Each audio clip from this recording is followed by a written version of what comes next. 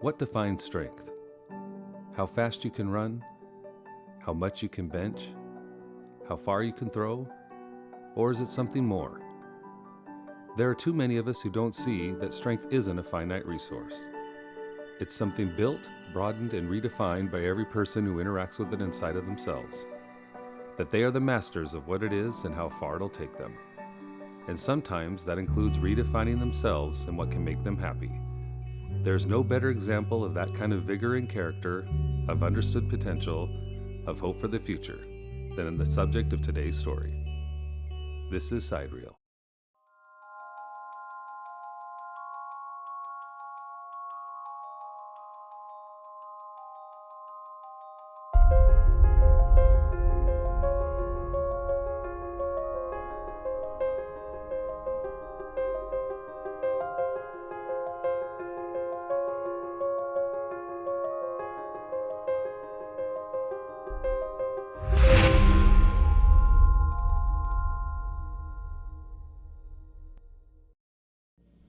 I think Maddie's a kind of person that is really strong for others and for herself. She was really fun, really a fun kid to be around, and has a really good work ethic and everything else. So she's very strong-minded, but also very caring, which is like these really polar opposites that combine really nicely together to create such an amazing person. Maddie is a combination of intensity and gentleness, which makes it's an unusual combination, but she makes it work. It works for her.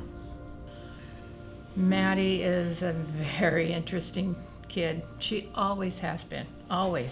From the time she was little, she was always running, jumping, climbing, swinging. well, she was very, like I said, very active and trying to keep up with her older sister. We started both of our kids when they were younger in gymnastics at about 18 months. They put me in gymnastics when I was really little because they wanted me to kind of get a little bit stronger. She did that till she was about 5, and then got her into soccer and basketball. And then they're like, well, here's how to play with a team. And so they used it as like a learning process for me.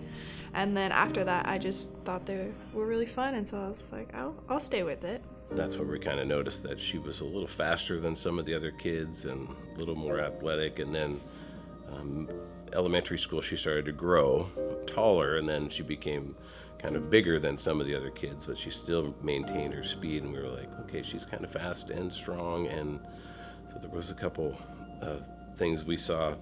A friend of ours videotaped one of the basketball games when she was in like 3rd grade, and she like froze this shot, and it showed Maddie's follow through. It was like perfect, tilted her wrist and everything. Like 3rd grade, how does she know to do that? Or she would jump out of bounds and grab a ball and throw it back in. And at that age, most kids don't do that. They're lucky to even be able to dribble.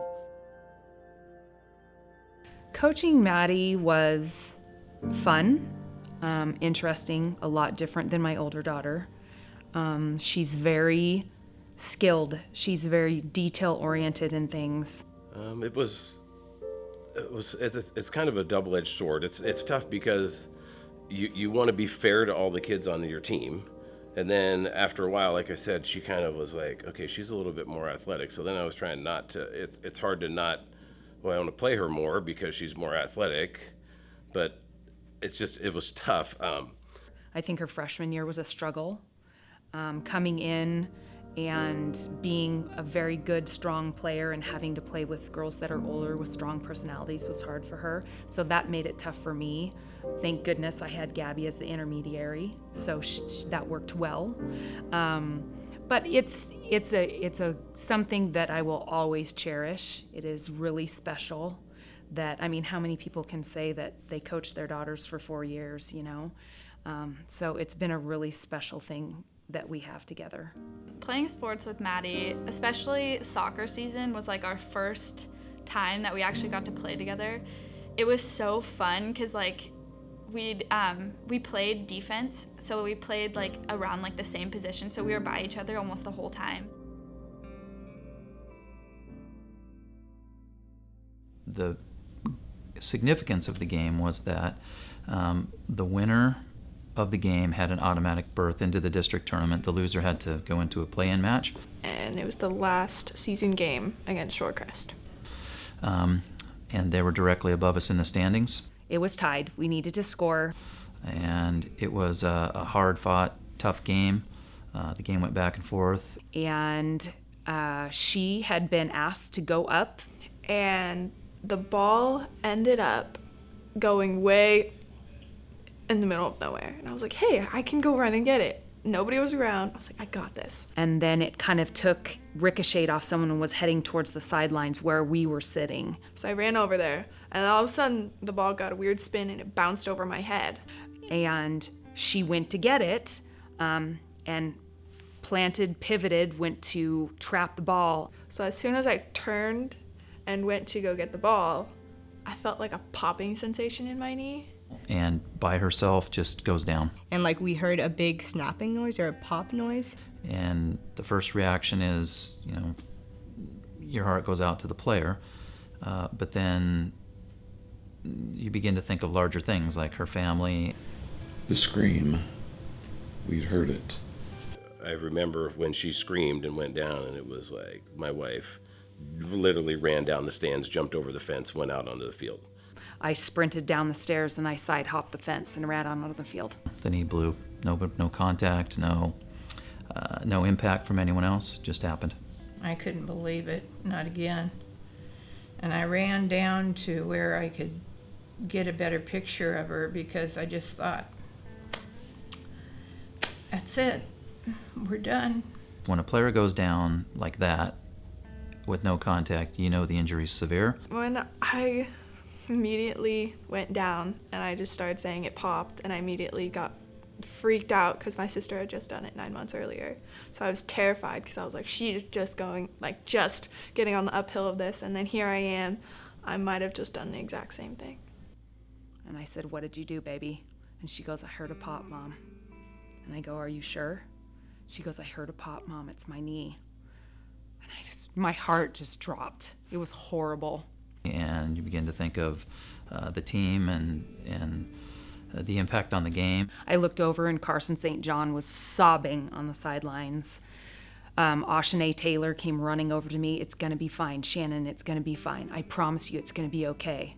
We knew what it was right away. It just kind of looked at each other like, no way. And so then immediately I just go into mom mode, tell me what's going on. And I'm like, okay, you need to stop crying because we have to be able to understand what is going on, and I can't understand you when you're crying. Okay, Mom, I know it hurts. You need to listen to what she's saying. So the gal trainer sat down and did the test, and there's a test that they always do. Like I watch it on basketball games. If people get injured, I'm like, oh God, they're doing the test. And it's an easy ACL shift test. And Maddie's didn't move. It was very tight. She goes, it feels really tight. And I said, where's your pain, Maddie? And she goes, it's on the side. And I'm thinking, oh, MCL. I go, are you sure you heard a pop? She goes, yeah. And it was like a really weird feeling because I knew it was something that wasn't normal. And then I immediately just felt like burning in my knee. Like her MCL was burning. And I'm like, that's great because MCL doesn't shred. It's just a sprain. And I'm like, sweet. And it was tight. So I felt better. And so we got her in the car and loaded her up. You don't take her to the ER. You don't do any of that because there's nothing really they can do. And I said, call your sister. So she called her sister. I was at college. So when I heard about it, I was like, I wasn't home and I didn't know what to do. So I was freaking out. And Gab was you're going to be fine, Maddie. It's totally fine. And so I was feeling really okay about it. I was like, I think it's just a sprain. I think we'll be okay. And I don't know if it was just me trying to talk myself into something that wasn't bad. And then we went in, did all of the paperwork and got the results of the MRI, and it was a partial tear. Well, you can't play on a partial tear. I said, then we need to have the surgery because she did sprain her MCL. So that's the pain. That hurts. ACL does not hurt. It just gets swollen. MCL hurts. Feels like fire. So that was the pain for her. When I finally got to see her, she actually looked pretty good, which I wasn't expecting. I thought she was going to be like completely down on herself and just broken. To me, it was really, really hard. I probably say it was the most depressed I've been in my entire life, because this was within 9 months of Gabby's, and I just thought, are you kidding me? And I truly, honestly blamed myself, because it's a genetic thing. It's hereditary. The doctors are like, your daughters are predisposed. My dad tore his. I tore mine. I felt the pop, which is, as Shannon, Gabby, Maddie, they felt the same thing. But it was before my season. Like, she was all I had this coming into that season. We had lost everyone. All of my starters, I had 5 amazing players that had played 4 years for me. And we'd lost them all because they were seniors. And I really was like, I don't know. I contemplated not coaching when she tore it. I think, though, that once you are out and you can't do anything, you see, it's almost like gaining other senses. You see so many other things that you did not see before because you didn't have to.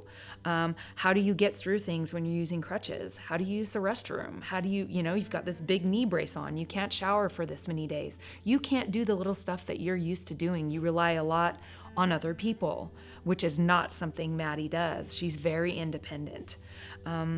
So I think she really had to change her mindset when it came to certain things, just because of the injury, which was a good thing. She gained a lot of things by having to do that. I went to some of the rehab. I only went to one. And you can't do certain things till your body heals. But they start off, it's when they start doing the side to side. That I couldn't believe how they had them do it so early, and I could never do it after that because I didn't have an ACL on. And there's ups and downs with everything, Some days she felt really good at rehab. Other days she went there and struggled. She was on a steady incline all the way through her rehab. She really didn't have a lot of downs. It was just more like when we went and saw the doctor, they said, okay, we don't want you to play for a year, because the very first visit was, hey, it's only going to be 6 months. She took on swimming. She had never been a competitive swimmer in her life and tried it because of her circumstances. So her surgeon had said, one of the best things you could do is swim. And I'm like, oh, Maddie, you like to swim, that'll be good. We'll get you in the pool and stuff. And then she approached us about doing that. And I was like, okay, I think that would be a good idea. I think that would be a challenge for you. Yeah, I had a lot of frustration because I've never done it before. So here I am trying to learn a whole new sport. And then when I was doing the program over the summer, I had no idea. And then there's all these people around me that are like, oh, I've been swimming for years. I do it over the summer, all this stuff. I'm like, I'm learning how to right now. There was probably maybe 2 times she didn't get up and was there every morning learning the strokes, coming home. I have never seen determination in a kid. We didn't know what to expect. We're just like, swimming, I've never been to a swimming event, because all the stuff, when you go to basketball, you can cheer, and soccer, you can cheer, and swimming, they're underwater. So like, do you cheer? Do you say anything? Or you just so we just kind of sat there like, we don't really know what to do. Good job, I guess, when they're done swimming. And so in swim, she was put on a couple of relay teams, and which is good. I think that's good because it's that team thing.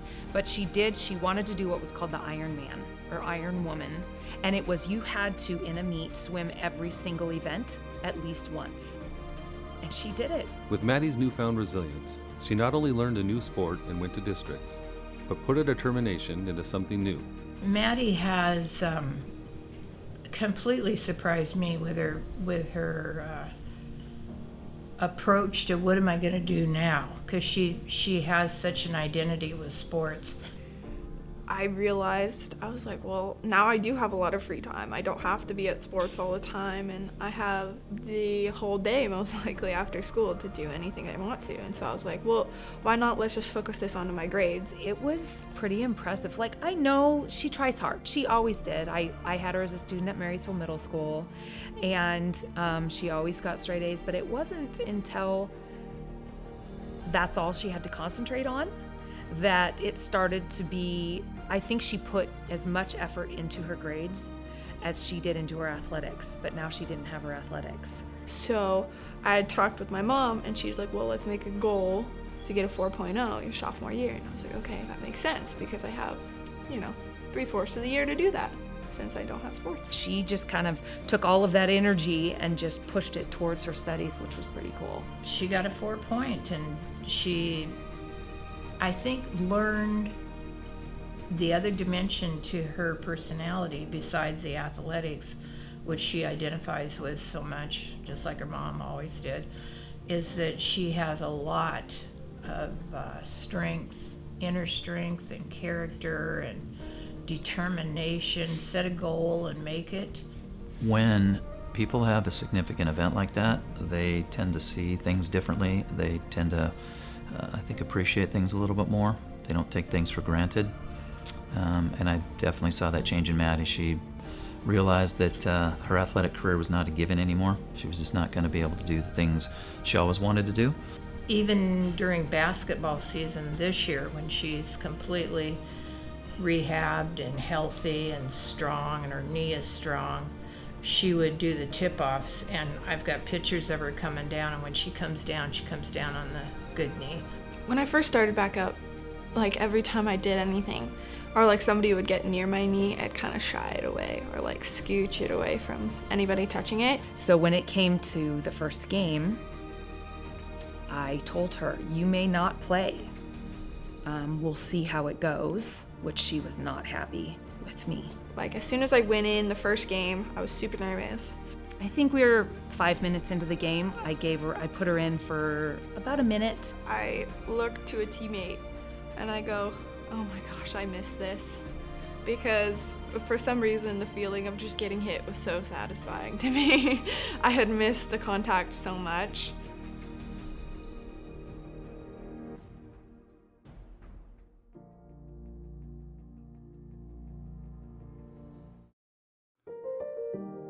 Where there was no struggle, there was no strength. Through Maddie Gramboise's knee injury, she's gained a tremendous amount of strength.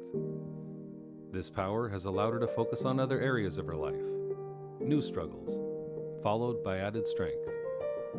A kind of strength that'll help her in the future handle life's challenges that'll certainly come along the way.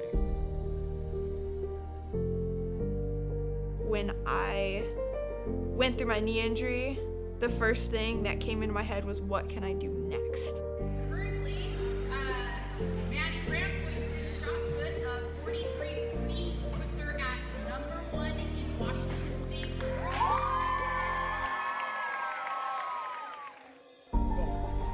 Go, Maddie, come on. 138 right there. You can be a 149. Way to go, Maddie!